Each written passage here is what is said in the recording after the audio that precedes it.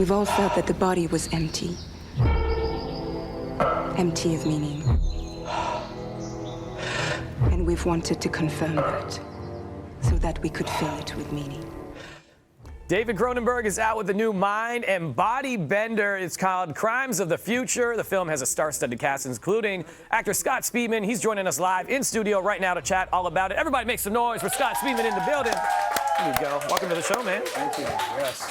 Is this happening now? This is live. Now we're live. That was a lead-in. Yeah, no, we were just chatting for the last couple minutes. So here we are, man. This film. Yeah. Got a lot of people talking. You were just in Cannes. Big standing ovation. Yes. But also on the other side of it, it was polarizing. Yes. Because there were some people that were like, we can't handle it. Well, this kind of movie's always going to have a bit of that, and I think that was kind of built up going in. Yeah. And, you know, people walk out of movies there all the time.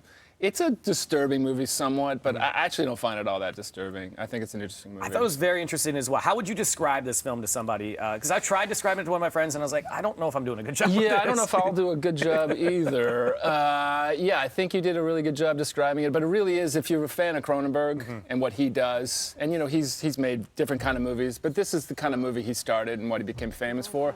So if you like that kind of thing, he's really going back to his roots, which was really exciting to me. I've always wanted to make a movie with him, but to get to do sort of a body horror movie with him was, you know, the top of the list. Yeah, and you got a great cast in this as well. You know, Kristen Stewart's in this, and you guys just go kind of all in on this. Yeah, well, there's no other way to do it. You can't go halfway in. You have to jump.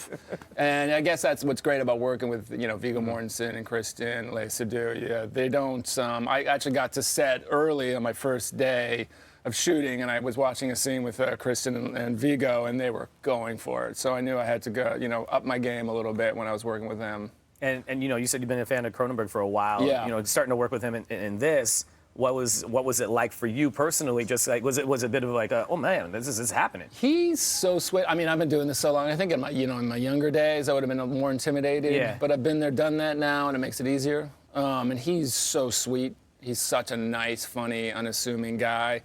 He does one take, two takes. I'll do a take, and he'll come up and say, that's good, we're moving on, and I'll quietly freak out and ask for another one. He says, no, we don't need it. So he made it very easy for me. That's really cool. Speaking of younger days, we're going to get to that in just a little bit because you got a lot of fans here. Different generations know you from different things. We go to Grey's Anatomy right now. Sure. That finale, yeah, see? That look that you just gave you. That fandom is intense, man. With the finale and everything, of course. Nick is the boyfriend.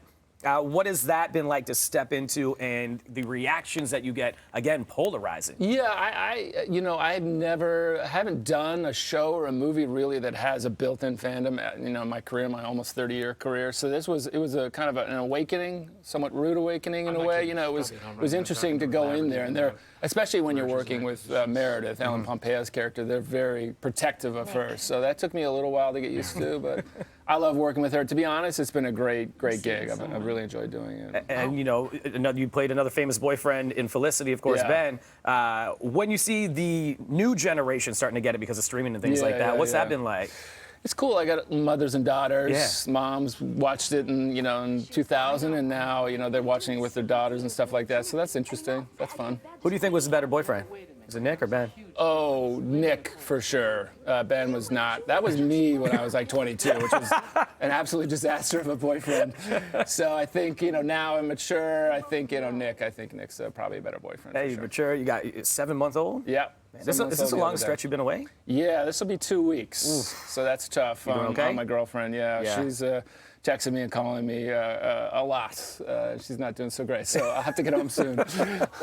I also want to say welcome home. Thank you. You grew up in Toronto. Yeah. And you got to spend some time here. Is there any like specific spots that you checked out where you're like right away, I'm like, this is home, I got to hit it? You know what I wanted to do more than anything is hang out with my best friend, and we must have walked 8-10 miles in 2 days. Wow. You know, and I haven't been here in 3 years since the pandemic started. So, and the city's changed a lot in a great way. And you know, I always said, you know, when people ask me, you know, would you ever move home? And I said, no, California. But now I'm really thinking about, I really love it here, especially with kids and everything. It seems like an amazing city. That's it. You have a lot of fans that are kind of just sitting there staring. You know, the fandom is intense in this room as well. Okay. You got Mel and Steph and Tammy. Wow, there they are with hearts around them. My Yeah. gosh. Hello, Scott Speedman. Why do they get the hearts? I like that they did that too. I know, right? Oh my gosh. Listen, first of all, Should we get the heart on congratulations. Scott? Oh, Scott. I appreciate it. Yes, Congrats. The heart should be on. Congrats. Scott. And your baby girl is adorable, by the way. Not that I was creeping pictures or anything, whatever. Just saying. But she's so sweet. And listen, I was always Team Ben, even though I knew Ben was bad for Felicity. I stuck by you. And okay? I've always been Team Nick. I mean, we were talking about generations, right? Mm-hmm. And you said the fandom is very protective of Meredith. You are right. I was like, I don't know. And then you really turned it around for me. I was like, yes, Nick. Yes to Nick. So I'm really excited. And it's so nice to meet you. Nice to meet you. This is amazing. He's like, this is awkward now. Cut out. Okay, There it is. There's the there heart. we go. See? There we go. I love it. That's This is good. the day in the life of Scott right now, as we're experiencing every emotion possible Yes. in this in this moment. Yeah. Look, you got a lot going on. Speaking of characters, Baz. Yeah. Come on, man. Animal Kingdom. That's one of my favorite roles that you've had. That seems like a big show up here, specifically in Canada. I had no idea. I haven't been here in a while, and Yeah. I think the show's been really airing. So, yeah, I walk around, and most people know me from that, Yeah. which is surprising. It's not the case in the States. No, So, yeah. they take it back to different roles and stuff. Yeah. Yeah, that's so They wild. love it here. It's Yeah, great. man. Well, welcome back home. Thank Enjoy you, the rest of man. your time here. I hope you Thank get you. to see Baby Girl very soon. Crimes of the Future out in theaters this Friday. Enjoy it, everybody. It is mind-bending, but it'll take you on different trips, and it is very interesting. It So will. appreciate your time, man. Hey, Thank thanks you a for lot, being man. here. Nice Yeah, to see you. Nice to meet you. There it is. Scott Speedman, everybody. All right, coming up, you sound off. Neighbor etiquette. Have you had any bad neighbors? Back in the day, I was the bad neighbor. So. Too many ragers. Too many ragers. Too many ragers. All right. Neighbor etiquette. We've got an expert coming on as well. Do you need help dealing with a difficult neighbor? Let us know. 1-866-267-3797. Feedback at breakfasttelevision.ca if you want to drop an email at Breakfast TV on Twitter. Or you can hit us on Facebook and YouTube and leave a comment on there. We'll be back with more BT. Thanks, man. Appreciate you. Thanks, brother.